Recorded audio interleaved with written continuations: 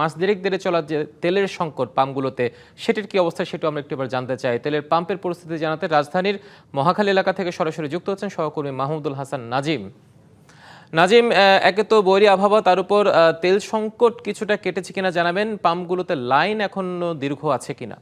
হিমাদ্রি, আপনাকে ধন্যবাদ। আসলে শুরু থেকে আমি যেটি জানাতে চাচ্ছিলাম, আপনিও জানতে চেয়েছেন, যে ডিবিসি নিউজের দর্শকদেরকে জানাতে চাচ্ছি যে দীর্ঘ লাইন আছে কিনা। আসলে দীর্ঘ লাইন যেটি আসলে গত কয়েকদিন আগেও যেটি আসলে লম্বা দীর্ঘ লাইনটি ছিল, সেটি কিন্তু এখন আর আগের মতো দীর্ঘ অপেক্ষা করতে হচ্ছে না। বিশেষ করে তেলের সরবরাহটা বেড়েছে, সব মিলিয়ে কিন্তু এখন আর আগের মতো হয়তো দীর্ঘ লাইনে দাঁড়িয়ে তাদের জন্য অপেক্ষা করতে হচ্ছে না। সব মিলিয়ে কিন্তু এখন একটা সুশৃঙ্খল পরিবেশ ফিরে আসছে।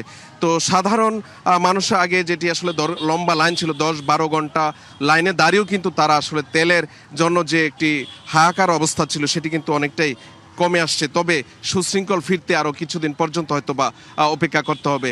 এখানে আমি কিছুক্ষণ আগে যে তেল পাম্পের একজন কর্মীর সঙ্গে কথা বলার চেষ্টা করেছি এবং জানার চেষ্টা করেছি, তিনি যেটি জানিয়েছেন যে আসলে আগের মতো কিন্তু সেই লম্বা লাইনটি কিন্তু আর নেই। না থাকার কারণটি হিসেবে তারা বলছেন যে আসলে সুশৃঙ্খলা ফেরাতে আসলে সরকারের পরিকল্পনা কিছুটা কাজ করেছে, সেই সাথে যে সাধারণ মানুষ যা আসলে তেল নিতে আসেন তারও কিন্তু কিছু সময় উপযোগী আসলে শৃঙ্খলভাবে তেলটি নিচ্ছে। তো সব মিলিয়ে কিন্তু আসলে তেলের যে একটি হাহাকার ছিল সেটি কিন্তু অনেকাংশে কেটে আসছে, হয়তো এই আরও কেটে যাওয়ার জন্য কিছু সময় কিন্তু।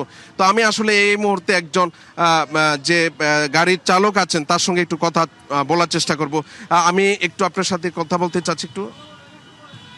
সেটা হচ্ছে আসলে আগে যে তেলের একটি সংকট ছিল, তেলের জন্য একটি সংকট ছিল, এই সংকটটি এখন আছে কিনা, দীর্ঘ লাইন আছে কিনা? না, আমি আসলে 5-7 দিন পরে আসলাম তো এখানে।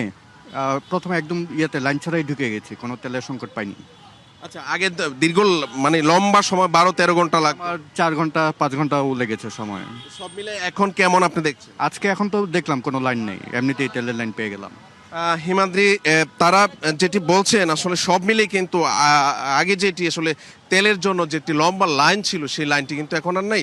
এখন সাধারণ মানুষ সুশৃঙ্খলভাবে দাঁড়িয়ে তারা তেল নিচ্ছে। তো সব মিলে এখানকার অবস্থা, বৈরী আবহাওয়ার মধ্যেও কিন্তু আসলে দীর্ঘ লাইন থাকার কথা ছিল, সেটি কিন্তু আসলে নেই।